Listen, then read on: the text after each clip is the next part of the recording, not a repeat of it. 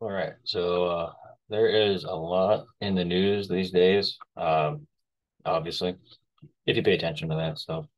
Um, although I'm gonna focus only on Florida for a little bit, specifically some of the upcoming elections about a year out.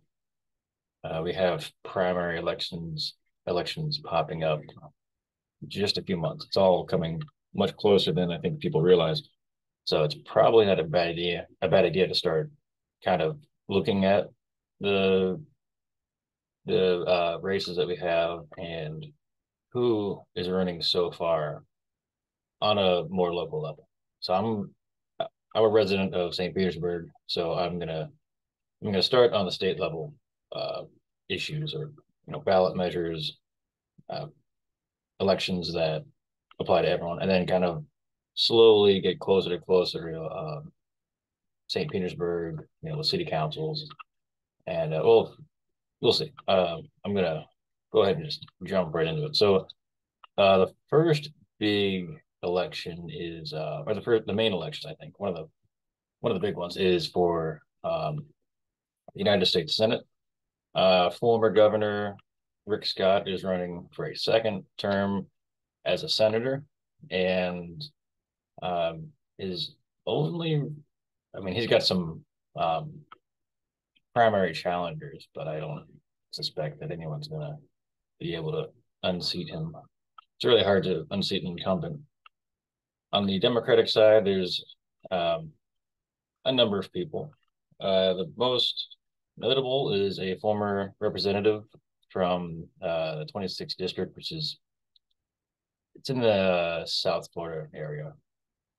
She only served one term, and um, I believe she's got a lot of support so far. We can see here Kathy Castor from the 14th district, which covers actually half of St. Petersburg and um, parts of South Tampa.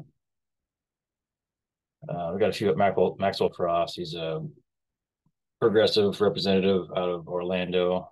Uh, Debbie Wasserman Schultz. She, one of the, I believe she was a chairperson for the Democratic National Party or something like that. Anyways, Debbie uh, Powell, she has a lot of endorsements already, so she's basically the chosen nominee, if you will, um, most likely to win the primary battle in a couple months. Uh, is she a big challenger for Rick Scott?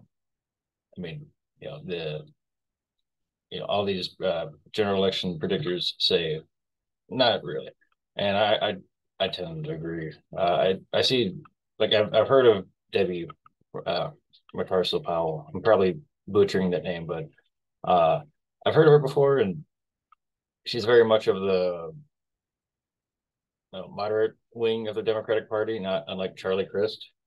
And if you know anything about Charlie Crist, he did not do too well in the 2022 governor election. So I have a hard time seeing, to be honest, I have a hard time seeing any Democrat win on a statewide ballot anytime soon. But I could be wrong. There are some pundits who believe that Democratic turnout was extremely low in 2022, and that might explain the the massive wins on the Republican side. But it's hard to really say if that's really the case. Um, anyways, that's what the Senate's looking like now. One important asterisk here, I guess, is that even if she's supposedly a weaker candidate against Rick Scott, she could be kind of like ballooned up by some other ballot measures that are likely to be on the ballot in 2024. Uh, so far, I believe this one has qualified for the ballot. So uh, recreational marijuana is a very very big bipartisan supported by bipartisan voters, or everyone likes this stuff. Basically, that's the point I'm trying to say. So in we just saw this in Ohio about a week ago. People turned out in Ohio, a red state, much like Florida, uh, both sides in agreement. Recreational marijuana is something we want. And the same can be said for abortion rights. Um, there is also is assuming it makes it through the court challenges, this will likely be on the ballot as well. Now, the thing about these two measures, these two ballot referendums, they are supported by Republicans and Democrats. So that doesn't necessarily mean that everyone that turns out to vote for these two things will vote for, you know, Debbie Powell or Rick Scott necessarily, but it may not have much of an effect on that, is what I mean. Um, but I would expect to see, assuming that these two referendums make it to the ballot, I would expect to see an uptick in turnout. Because these are two very, well, the abortion referendum in particular is a very major national issue right now. So, there's very passionate voices on either side of this issue, and I think you can expect either side to turn out to try to see their side through. So that's the statewide um, races of note so far. Um, Coming down on a more local level, so I currently live in District 13. I actually not too long ago lived in District 14, which, as I mentioned, is that St. Petersburg is basically split in half along this highway. The east side of the highway is District 14, west side is District 13. Two very different representatives for each side as well. The District 13, of course, Anna Polina Luna. District 14, Kathy Castor, a Republican and a Democrat, respectively. Luna, she, if you know anything about her, she's very much from the Trump wing of the Republican Party. Um, I believe she is also in the Freedom Caucus. Whether or not that will really hurt her in this election, I don't know for sure. It didn't seem to hurt her in the 2022 midterms. Um, doesn't really so far have any major primary challengers, and her, as far as I can tell, the main Democratic primary challenger is this lady named Whitney Fox, um, who's she's endorsed by Rick Kreisman, also endorsed by Debbie Mercosile Powell as well. And again, how much will that make a difference? I'm not really sure. I think in this particular election, I think Rick Kreisman's endorsement will probably be a bit more substantial. Although again, how much I don't know. I tend to agree with these predictions as well. It's this particular district includes part of St. Petersburg and then a bunch of more, I guess, suburban parts of Pinellas County. It's more conservative, basically. And is it? I wouldn't say that it's not competitive, but it just I don't. We'll have to see how well uh, Whitney Fox or potential future primary challengers will be able to garner support. District 14, it's basically like the opposite politically. It's registered a solid Democrat. I don't even think there is a Republican challenger as of yet. Um, you know, Winning with 56% of the vote. It's just the districts were drawn. This particular district was drawn with a partisan lean that makes it very difficult for a Republican to win. Much like how District 13, I think, is less so partisan, but it's you know still going to be very difficult. Anyways, those are the two U.S. representative seats in my area. Well, we're gonna jump to the Florida House now. So this is even more local. House District 60, which I live in, is currently represented by Lindsey Cross. Yeah, Democrat Lindsey Cross, and she now has a very notable primary challenger. It's Ed Montanari. He's a current city council representative or council member. He's term limited, so very soon he will be free to fill another position, and he already has quite a few um, endorsements. Rick Baker, he was a mayor of St. Pete back in the 2000s. Jeff Brands, who's I believe he's still a former senator, state senator. There's a number of local politicians who have endorsed him. Sheriff Bob Galtieri, Stephanie Meyer. So he's a pretty decent challenger. So we'll have to see how that plays out. I guess it depends on turnout, really. If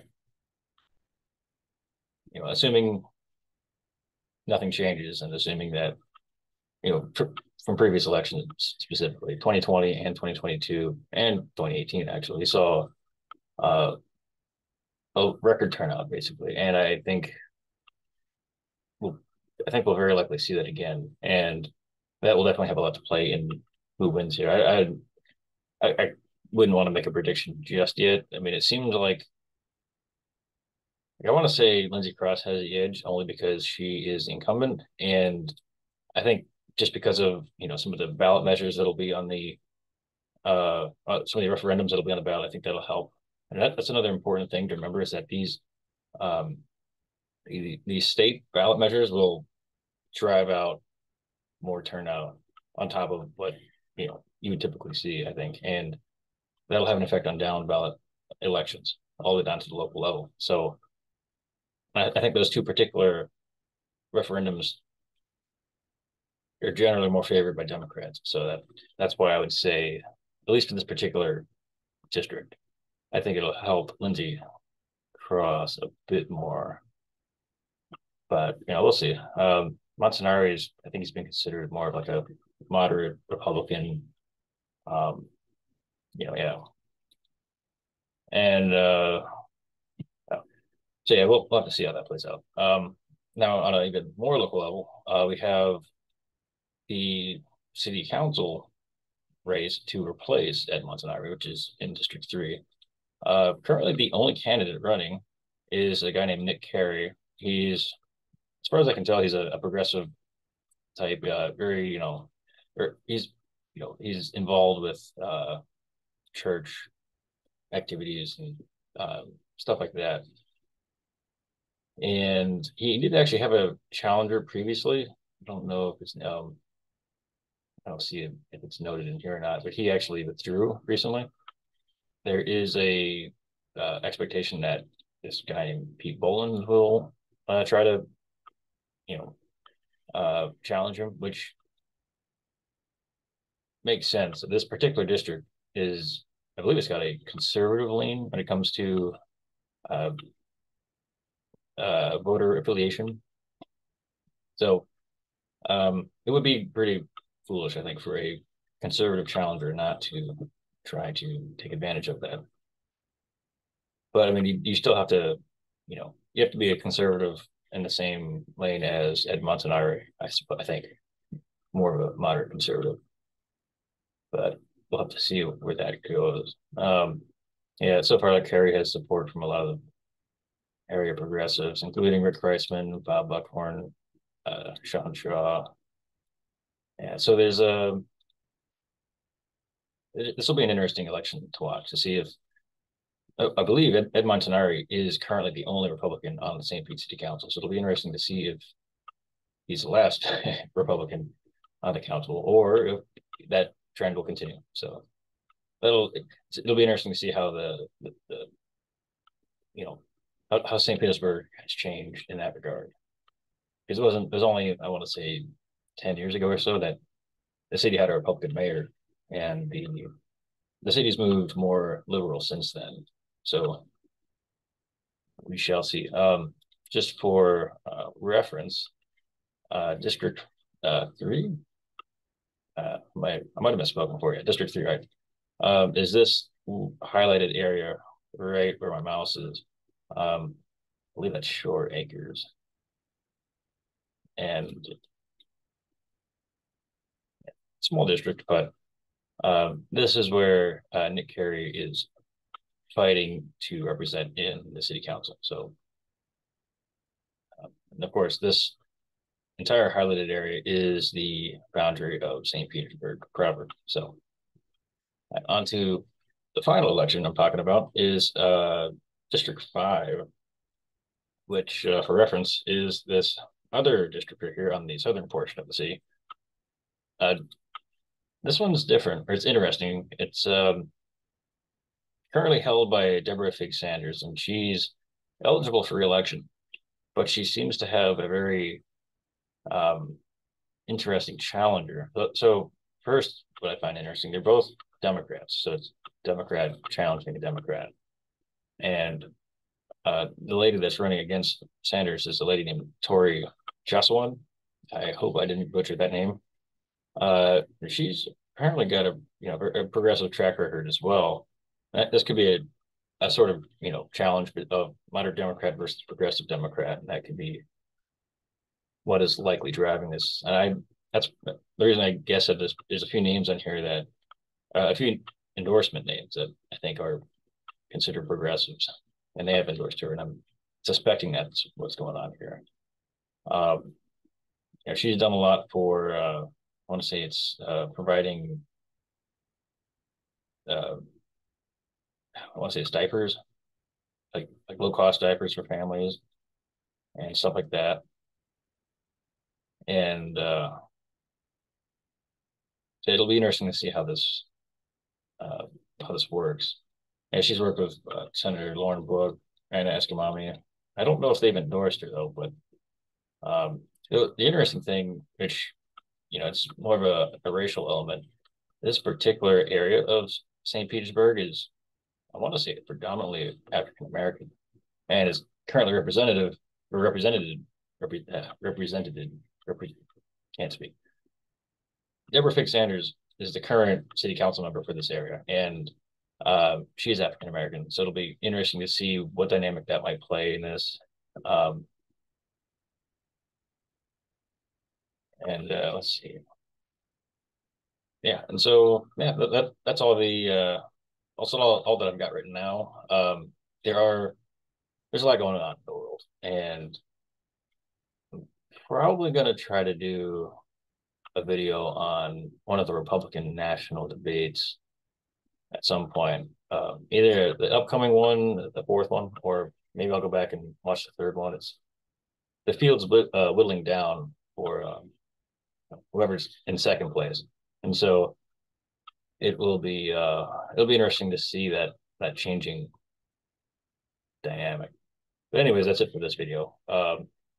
Leave a comment if you have any opinions or perspectives you want to add to this, especially if you're a local of Pinellas County or St. Petersburg, or if these referendums I mentioned before, marijuana and abortion rights, if you would turn out to vote for that but wouldn't otherwise turn out to vote, leave a comment. I find that to be really interesting as well. All right, well, thanks for watching, and I will see you next time.